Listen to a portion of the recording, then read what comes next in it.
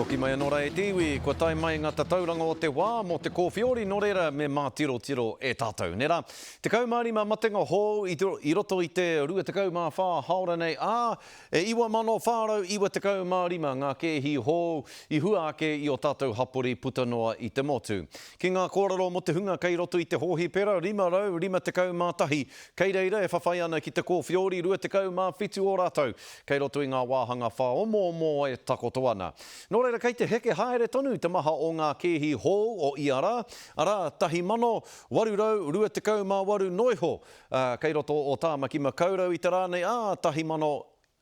ono rau, whetu te kau, kehi hou i roto i te rohe o tautahi. Nō reira, ka tae te ki kei te heke haere, kia maumahara hoki tātou, hei te wainga nui pōnei ka heke te motu whānui i te rama whero ki te rama karaka. Ākene pēr kia pai ai tā tātou whakanui, tā tātou ngahau i roto i ngā rā o te aranga e tū mai nei.